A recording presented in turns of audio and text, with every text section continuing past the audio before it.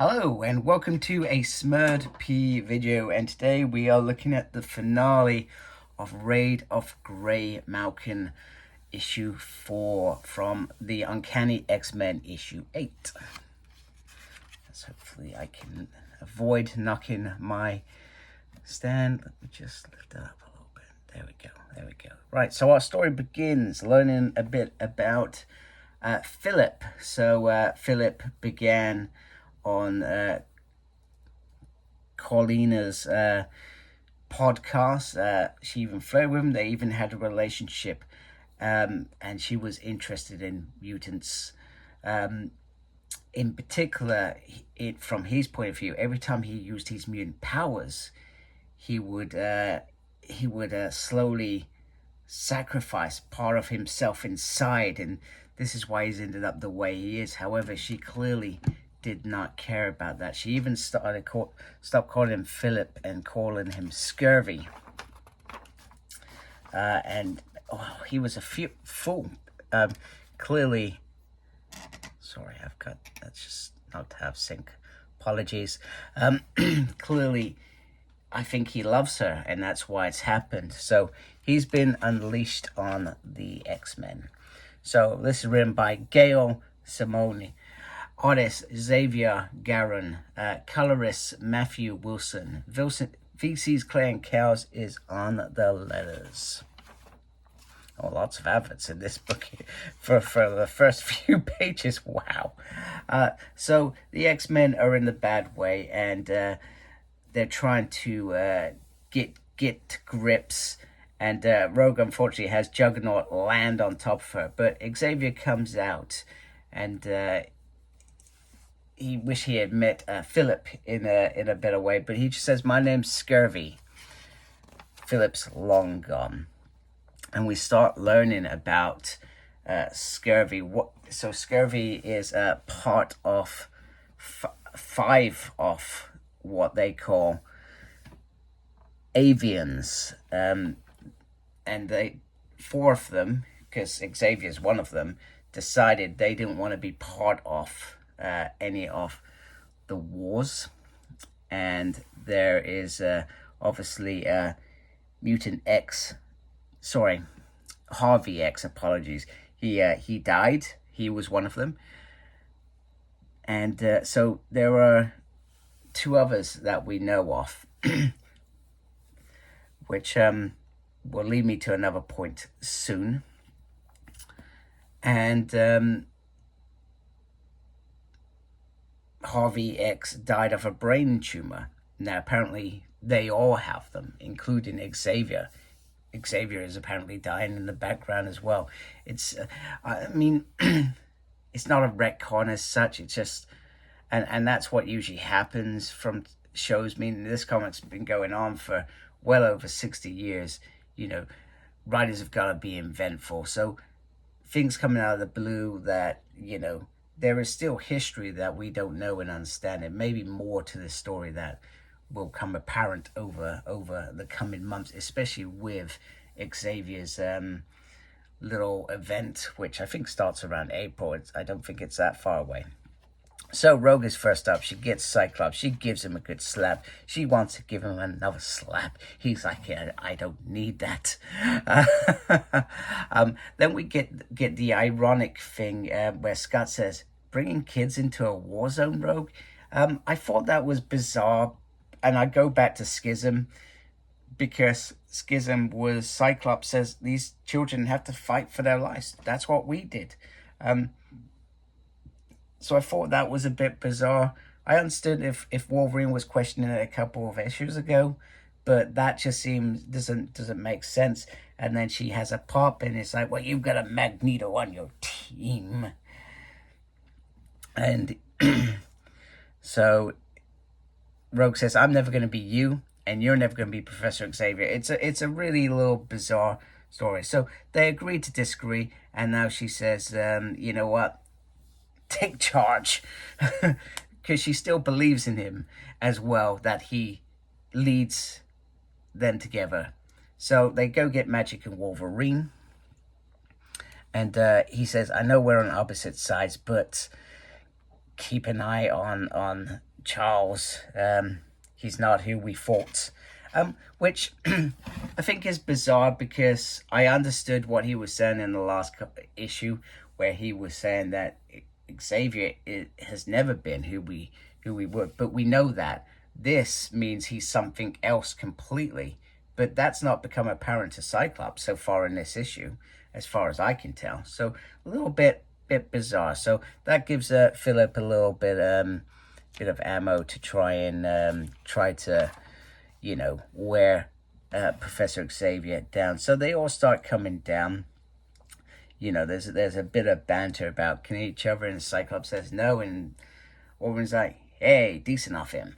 It's just a bit bizarre. So they're all together, and then then Psylocke and Nightcrawler reveal that Scurvy was manipulating our worst emotions telepathically, and that's why we have been fighting. But there is some truth behind these things as well. It's not just as simple as manipulation. He wouldn't be able to manipulate feelings that weren't there.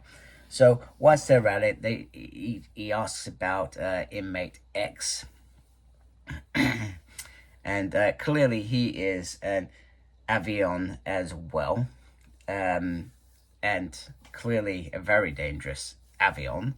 How on earth Karina knows about these and has been able to capture them? I understand Philip, because she manipulated him with, you know. But I don't understand the other one, so it will be interesting to find out how that one plays out. So they're about to escape. I love this bit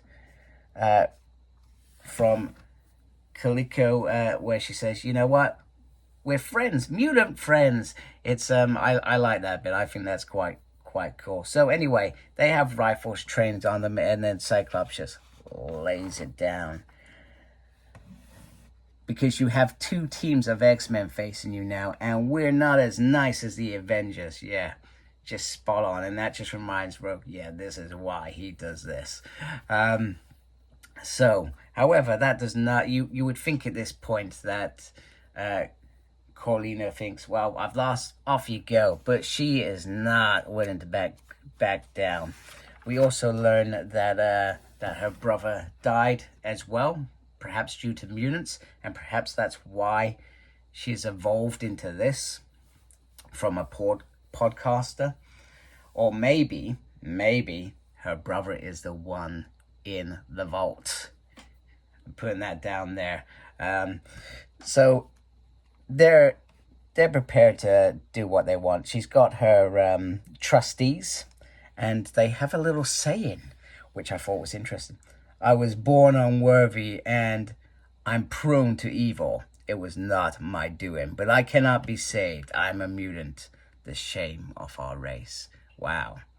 That's pretty interesting. That's something new. That is new stuff right there. So, and I like new stuff. I don't want to read X-Men that I've been reading 20-30 years. I want to read something new and be interested by it. She also says, I've got Sarah, which, you know, Rogan and Wolverine like, oh crap. But that's not, she doesn't say that's her biggest weapon. Her biggest weapon is a satellite. And that satellite is trained on 2 points, which is Mount Haven and Alaska, a certain old, what are they called? Production lines. So anyway, Professor X wins. Xavier wins. It's nice and simple. But it's time to get out. Rogue isn't prepared to leave without anyone. You get a siren with a tear there saying she'll do it. So she's clearly witnessed something that we don't know about in the past. She doesn't want to leave Rogue. But Professor Xavier says, you know what? It's not to be this time. You know, I've failed. I've hurt the innocents. You know, in his way, he's repenting. I deserve to be here. And then she says, well, you believed me. There's a bit in here where she touches. Now, I just want to talk about Rogue's powers. Up until X-Men Legacy, she would just take powers from touch. However, there could be something more to this, because it still happens. But she got to a point where she could control that and absorb that. And then I think it went back at one point. So I'm not sure. Sometimes it baffles me when they jump from one to the other, because I actually liked it when Rogue finally got to a point where she could control powers, and maybe that's what she's doing there. But do you remember the boy Harvey X? She absorbed him without knowing, so to speak. So is Xavier just given her something for that next stage, etc.? So they all escape. Rogue's clearly upset, and has a whack at Cyclops for leaving him, and she says, "Grow up! Don't you think it's long past time?" He said, "Look at I think he said, you've got to see there's a bigger picture here. You've got to see what's in front of you. We're not back in the mansion anymore. We're not, Xavier's the teacher, the trainer. It's not like that anymore. We are in dangerous times." So they're both clearly really angry. So the schism is real. It still exists. They are still going to be separate camps, definitely for now. And no idea how that's going to be resolved, because they clearly don't agree.